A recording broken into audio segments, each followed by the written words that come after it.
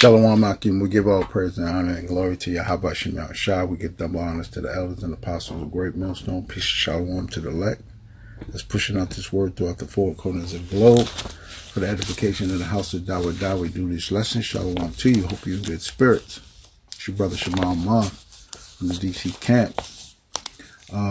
Just going to get into it. On the highways and hedges, we had mentioned about the yokes of iron that were on Israel's neck. A yoke of iron being on your neck is literal and is also spiritual or figurative, meaning a slavery or captivity, bondage, some type of a hold on you to guide you where the captive or oppressor wants you to go. Now, Israel wasn't the only nation that had yoke on their neck. Esau, Edom, so-called white man, had a yoke on his neck. Isaac had told Esau about the yoke that was going to be put on his neck. It wasn't for then, at that time or that period of history, but it was for a time to come. Because we know the story of Esau, how he left, joined with the Canaanite wives, left his mother and father, and he never had a yoke of iron on his neck. We're going to get into the scripture real quick. This is Isaiah. This is Genesis 27. I'm going to start at 38. Isaiah 27 and 38. And it says, "And Esau said unto his father, Hast thou one blessing, my father?" Now, when you read the story, you got to read 1 through 37 to get an understanding of all this. I'm going to try to get straight to the point. Don't want it to be too long. Remember, the lesson is the yoke from off your neck. From off your neck. Esau said to his father, verse 38, "Hast thou one blessing?" And this is when Isaac was giving out the blessings. He said, "Bless me, even me also, my father." And Esau lifted up his voice and wept. He cried. He cried like a baby, because the blessing, he found come to find out that the blessing from his father was given to Jacob. And it says here, "And Isaac his father answered and said unto him, Behold, thy dwelling shall be the fatness of the earth." Then the fatness of the earth is the good and plenteous parts. You're going to get the whole world. How they say the whole world is an oyster in your hand. And this is what Esau Edom had taken, or what was given, which is the whole world. He was given the whole world. And it says, "And of the dew of heaven from above." That means you got it from top to bottom. This is what was given to Isaac.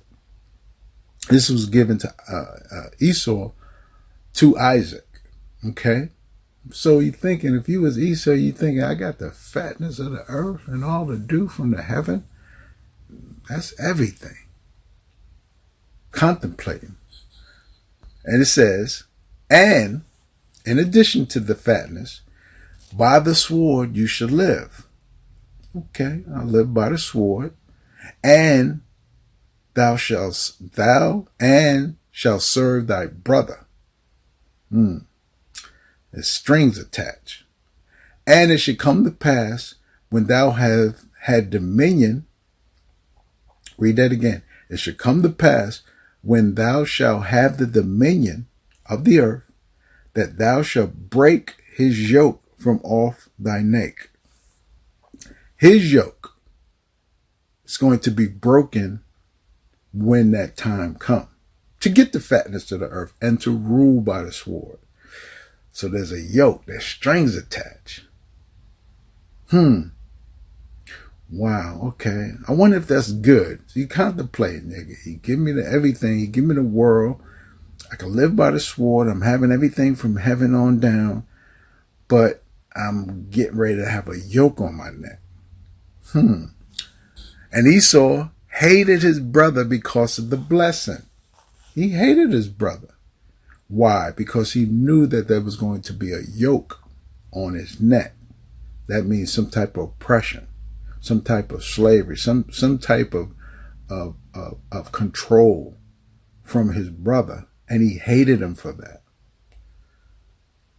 It says, wherein his father blessed him, and Esau said in his heart, the days of mourning for my father are at hand. It's coming about. Then will I slay my brother Jacob. So I'm getting all this. I'm getting the fatness. I rule by the sword, but I got a yoke, so I'm going to kill my brother. I'm going to kill my brother because of this. I'm going to kill my brother because of this. Esau is, he's harsh, man. He's harsh. He's a man of the field. He's harsh when it comes to loving his brother. The same spirit of Cain against Abel. The same spirit. He was harsh, like he was envious of his brother.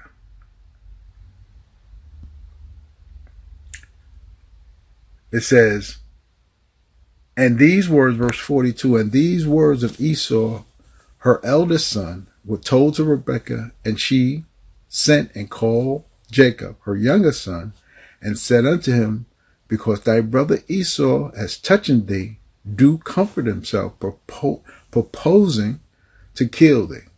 It's making him feel good. He's comforting himself to about to kill you. He's about to do you in. Now, therefore, my son, she told Jacob, obey my voice and arise, flee to Laban, my brother, in Haran, and tarry with him a few days until thy brother's fury turn away. Well, we know the story. The story is, when he went to Laban, he found Leah and Rachel. 14 years he was there, give or take, with his 2 wives, and everything that he received from Laban. Might have had children then. And there was no killing of Jacob by Esau at that time. So we must ask ourselves, when will he break off the yoke from off his neck? Or when did the yoke get on his neck? First of all, in order to break the yoke, right? The yoke had to be put on you. The yoke had to be put on you in order for you to break it. So throughout the centuries, when did Esau break the yoke from off his neck? Well, let's look at it.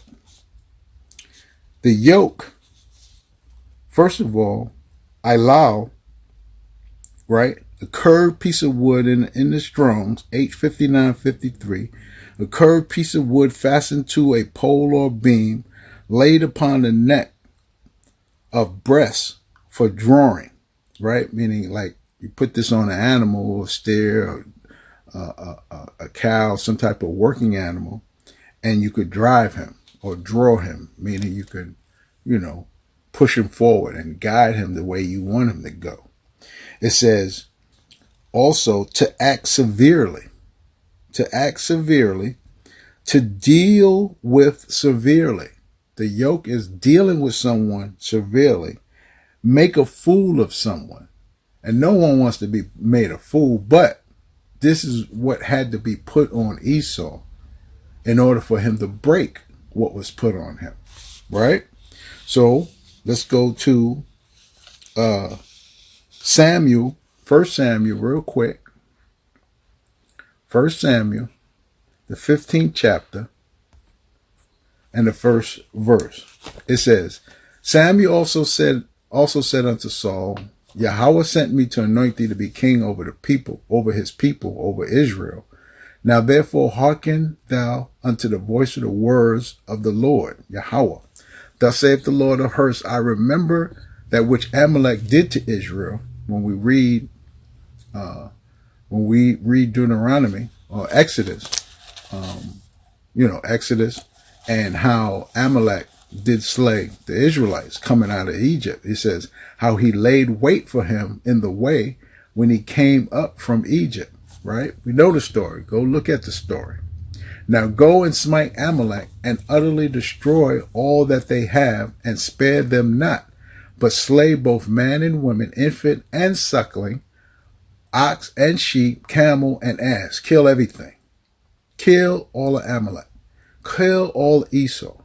And Saul gathered the people together and numbered them in Telaim, 200,000 footmen and 10,000 men of Judah. And Saul came to the city of Amalek and laid wait in the valley. And Saul said unto the Canaanites, Go, depart, get you down from among the Amalekites, lest I destroy you with them. For you showed kindness to all the children of Israel when they came up out of Egypt. So the Kenites departed from among the Amalekites. So he gave warning to the Kenites or Kenites that if you don't get away from Esau, Amalek, the tribe of Amalek, the head tribe of Esau, we're going to kill you with them.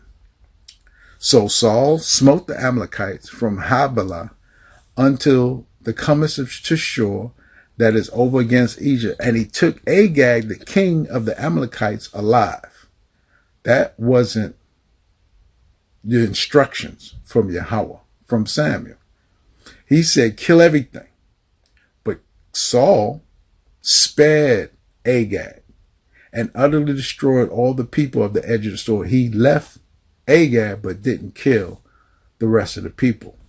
But Saul and the people spared Agag and the best of the sheep and the oxen and of the fatlings and of the lambs and all that was good, and would not utterly destroy them, but everything that was vile and refuge or refuse that they destroyed utterly. So they picked and chose, Samuel and his men picked and chose what they should kill and what they should keep alive.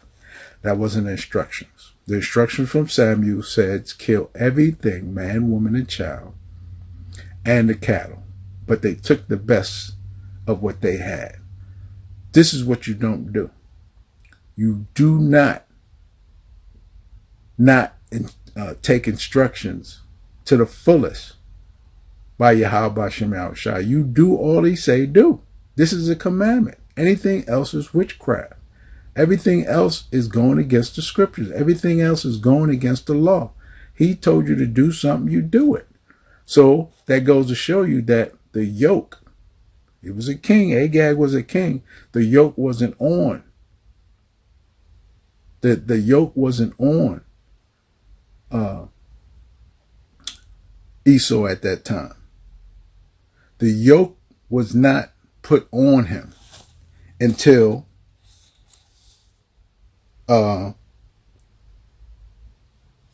Samuel the 30th chapter, because it had to take a real king to do what the Lord say do. When you read Samuel the 30th chapter, right? King David smote all the Amalekites, smote them all, and subdued them. When you read the 30th chapter, right? You read the 30th chapter, David greatly distressed, verse 6. The people spake of stoning him because of the soul of all the people were grieved because of the things that Esau was doing to them. So there was no yoke when you had a thorn in your side. You see? So what did verse 8 say? David inquired of the Lord, saying, shall I pursue after this troop? Shall I overtake them? And he answered them, pursue, for thou shalt surely overtake them, and without fail recover all. And David went, he and 600 men that were with him, and came to the brook of Bashor, where those that were left behind stayed. But David pursued he and 400 men, for 200 abode behind, which were so faint that they could not go over the brook Bashor. David pursued. David was always the fighting man. When the Lord say do, he asked the Lord, what should I do? The Lord told him, pursue. This is what he did. The 31st chapter. He did the same things to the Philistines. David was the fighting man. He was the one who asked for instruction and did the instruction. So the point is that it took David to keep to put this yoke of iron upon Esau and Amalek and all the other nations that were round about him. This is the reason why Solomon had a peaceful kingdom. So the yoke of iron was put on the other nations through David. That's why peace was given to Solomon. That's what his name means, peace. Right? So this is when the yoke of iron was slowly put on Esau through King David. Not Saul, but King David. By the pursuing of always, especially after Saul went down. When Saul fought the Philistines, the Philistines killed David and Jonathan, and David went berserk, and he was just getting everybody. You see? He was getting everybody. He pursued him. So he's putting yokes of iron spiritually or figuratively on the yokes of all the nations that was round about Israel. You see? Now, the yoke of iron was broken through Antiochus utterly, because when the Greeks came in with Alexander, let's get that real quick. First Maccabees, you already know it. First Maccabees. Slot. I had to go through didn't want you to sit through all that. So we talked about the Maccabees. The yoke of iron was put on the necks of Esau and other nations through King David. But when the Greeks came into play, we know that throughout the centuries we had the Babylonian captivity, Assyrian captivity, the Persians and the Medes. There wasn't a yoke of iron by Esau on them by us. Remember, it said that he shall put a yoke of iron upon you, and you should break the yoke of iron, meaning Jacob, Israel. Israel had to put the yoke of iron on Esau. Jacob did that through King David. King David put that yoke of iron on the Edomites. So when we went through captivity because of our wickedness through the Syrians, the Babylonians, the Persians, and the Medes, Esau was gaining power because our control over Esau, our true enemy, right, according to Genesis, the 27th chapter, our true enemies was weakening.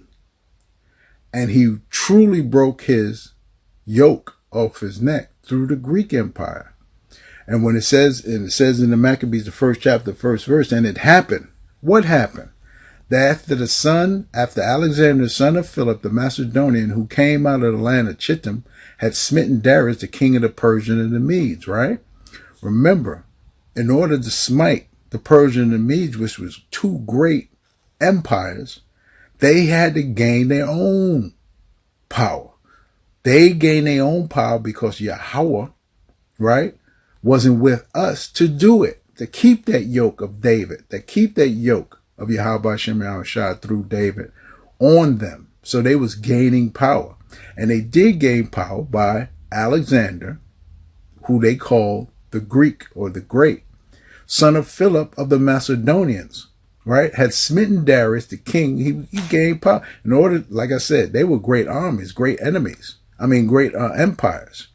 That he reigned in his stead the first over Greece, and made many wars and won many strongholds and slew the kings of the earth. In order to slay the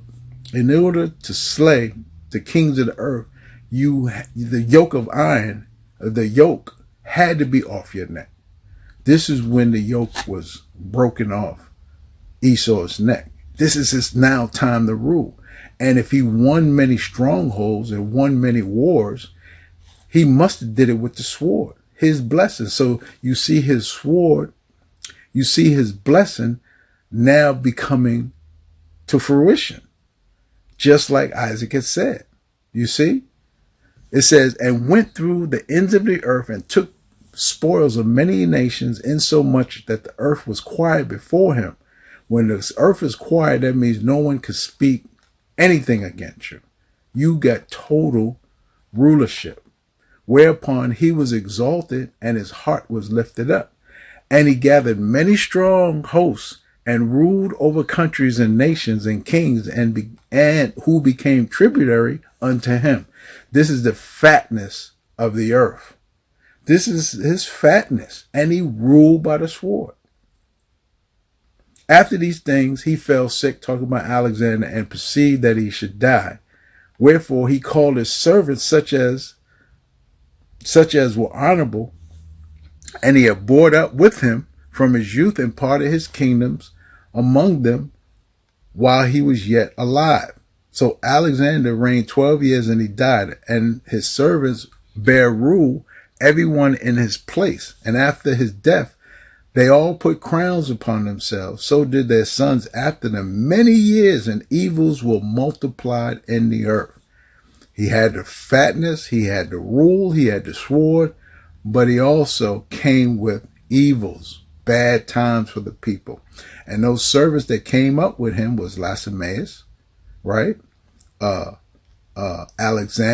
Lacemaeus, Seleucus, Ptolemy, and what's the other guy name? I got it written down. I always forget these guys. Lacemaeus. His 4 generals was Cassander. That's the one I always forget. Salaka, that's why I write it down. Cassander, Lacemaeus, Ptolemy, and Seleucus. Now, Lacemaeus and Cassander kind of dried up because they had the east and the west. The north and the south is where everything was. From Syria, from the top, all the way up through the Asia Minor, all the way down to Egypt. This was the trade. This is where the coast, this is where the ports were. Everything was needed to be controlled, and it was either controlled by Ptolemy of Egypt or Seleucus, which was in the north, which controlled Israel and Syria and Asia Minor and Europe. He controlled all of that. You see, parts of Europe, and Ptolemy to the south. So this is how he continued through his sons. Now, the most wicked son of all the Alexander generals was Antiochus to us. So when it said that he was going to pursue his brother, talking about Esau, his brother Jacob, it was through Seleucus, all the way down to Antiochus, because their name got changed from Seleucus to Antiochus through, succession. And Antiochus IV, who was surnamed Epiphanes, totally broke the yoke, totally destroyed Israel through his wicked ways, through his philosophies. And when you read more, down Epiphanes, right? Verse 10, and they came out of wicked root Antiochus, surnamed Epiphanes, son of Antiochus the king, who had been a hostage in Rome, and he reigned in the 130th year of the kingdom of the Greeks. In those days there went out Israel wicked men who persuaded many, saying, let us go and make a covenant with the heathen that are round about. So not only did Esau, through the succession of the Antiochus line, but we had wicked Israelites helping him, just like we do today, man. Just like to do today. They do the same thing today. They vote for Biden. They vote for Trump. They bigging up these ways of Esau, keeping the yoke off his neck, when the yoke supposed to be always on Esau's neck, even to this day. But we allow Esau, right, through the spirit and power of Yahweh Shemar Shah, because we know that Esau had to rule for a certain period of time. He had the yoke. The prophecy said that he would break the yoke, so it had to happen. And the problem is that Israel helped him break his own yoke when it said that the yoke of iron should be put on his neck. You see, we supposed to have the fatness of the earth. The rulership of the earth is given to the righteous people, not to the wicked people. But because of prophecy, right? These things hadn't happened. So remember, this is an understanding. And I'm going to get this last verse, Salakia. Let's get this, I want to read down to 13. But I'm going to just read it. Then certain people were so afraid, herein, I read it here anyway. Then certain of the people were so forward therein that they went to their king, who gave them license to do after the ordinances of the heathen. So not only that we gave him and broke his yoke off his neck, we wanted a 50c3. We wanted some type of license, right? Because you have to get a license from those who are in charge. Your driver's license, your business license, any license to like permits and license to build in your own house. We had to get from the heathen. You want to put a deck on the back of your house, you got to get permission from Esau. So he had total fatness of the earth, and he pursued Israel all ways. You see? And we became tributary to him when it's supposed to be the other way around. Jacob, right, supposed to be the ruler. This is what Rebekah and Isaac was told, that the elder should serve the younger. So what happened? What happened to the yoke? Yahweh Bashim Yahushua broke the yoke as well as us. We no good. We're not even good to our own selves. We don't even try to help ourselves. We help ourselves by giving Esau more power. You give Biden, you vote for Trump, you give them more power to rule over you. That makes no sense, man. Look, Biden is not going to do anything for you. He's just a succession from Antiochus, man, from Alexander. These are the Greeks, man. These are the Edomites, so-called Greeks, because they're not even the real Greeks. The real Greeks are the Japhetic people. Those are the true Greeks, which today are the Hawaiians and Samoans. You see, those are the true Greeks when you look at the history. But because Esau was allowed through the power of Yahweh Shema Shai to have the fatness of earth, he could be whoever he want to be. He's South African, he's Dutch, he's German, he's Russian, he's everything he wanted to be because he was given this control. You give Esau power and more power, right? His yoke is going to continually be broke off. So let's get the scripture. All that's going to come to an end. All that's going to come to the end, buddy. We get Revelation, the 12th chapter. And we know the first 5 verses, it says, and there appeared a great one in heaven, a woman clothed with the sun, the moon under her feet, and upon her head a crown of 12 stars. This is Israel. The great wonder in heaven is Israel. She being with child cried, travailing with birth and pain to be delivered. And there appeared another wonder in heaven. And behold, a great red dragon having 7 seals and 10 horns and 7 crowns upon her head. This great red dragon is Esau, right? He's great because we gave him power through the things that we wanted and the things he offered us, licenses and things to do ill, right? And through the prophecy that was given to him to have the fatness of the earth and to rule by the sword. So this great red dragon became what? The 7 heads and the 10 horns, which is NATO and the EU. This is how he's great, because remember, he lives by the sword. The NATO and the EU are the 10 horns and the 7 heads. He put 7 crowns upon his head. He's ruling the whole world. Think he's not? Try to go up against him. Try to have some insurrection in the earth and him not come to trample it down, because he's been given the power. It says, and he drew, and his tail drew. This is his power. The power of the dragon is in his tail. The 3rd part of the stars of heaven, which is Israel, and did cast them to the earth. And the dragon stood before the woman, which was ready to be delivered, for to devour her child as soon as it was born. So, meaning this child that Israel is going to give birth to, so to speak, is Yahushua. Yahushua is coming back. And Esau, Edom, the dragon, right, knows that he's coming back. Everything else in the prophecies came to pass. Why not him coming back when he said he's coming back? We know he's coming back. They know he's coming back. And he's ready. He's ready to fight Yahushua when he's coming back. And the host. You see? He's ready to do this. It says, and she brought forth a man-child who was to rule all nations with the rod of iron, and her child was caught up unto Yahweh and to his throne. That's Yahushua. He pursued even Yahushua, killed him, but he don't understand that they thought he's dead. Everyone thinks he's dead. There was no man Jesus. There's no man Yahushua, right? He died and he's not coming back.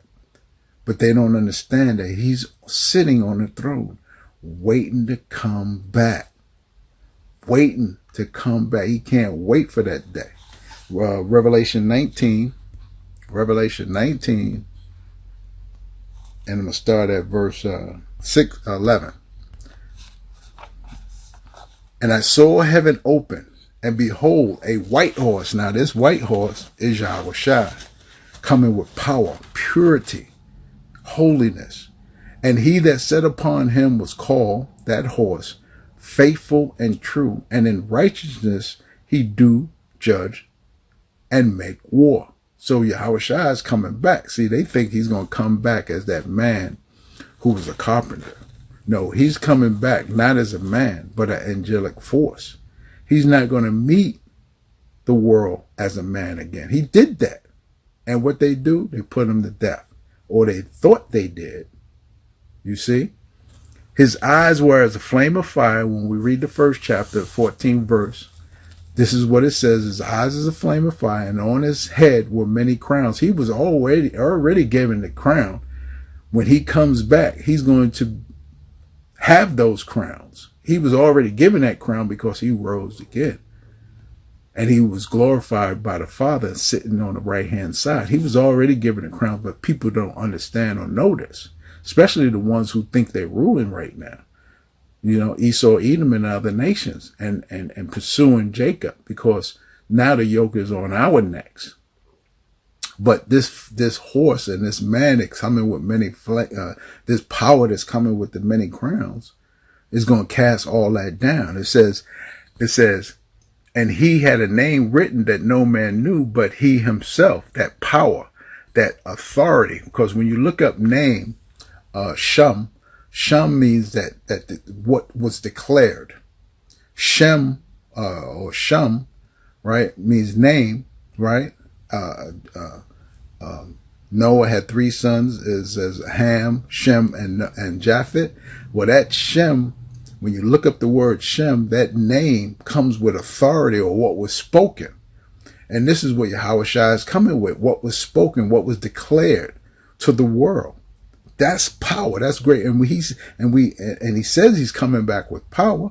Read Isaiah the 66 and 15th verse. He's coming with power, all types of fires and flames and a whirlwind. No one's going to be able to stand this great white horse and the man that's sitting on this white horse, this power. Because no one knew. No one understood. And he was clothed with a vesture dipped in blood, and his name is called the Word of Yahweh Shema Shai, the word of power. You see? Dipped in blood. Why is this man coming back in all white going to be dipped in blood? Because he's going to slay many nations. And the armies which were in heaven followed him upon white horses, clothed in fine linen, white and clean. Those armies, right, that's coming with him are the chariots, the angels. They coming with him. With him. Out of his mouth, out of Yahweh Shem Shai's mouth, out of those chariots, right, when he speak, goes a sharp sword, that with it he should smite the nations, and he shall rule them with a rod of iron, and he treadeth the winepress upon the fierceness and the wrath of the Almighty, Yahweh, the Almighty power, right? And he hath on his vesture and on his thigh a name written, Power, King of Kings and Lord of Lords. This is how he's coming back. He's going to put that yoke back on Esau and all the other nations. Not only Esau, but he's coming back to put yokes of iron on everyone.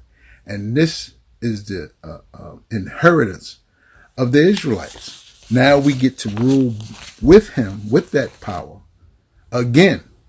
You see? So when the scripture talk about we going to come back into it again, or he's going to redeem us, buy us back, right? And no one should buy you. Well, that we are being bought back. We are being put back in our place. Just like the scriptures say, right? Let's get it real quick, Salakia. Genesis 25. We're supposed to have it. It says,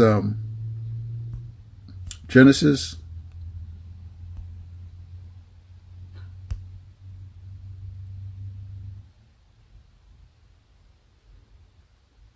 25, and let's start at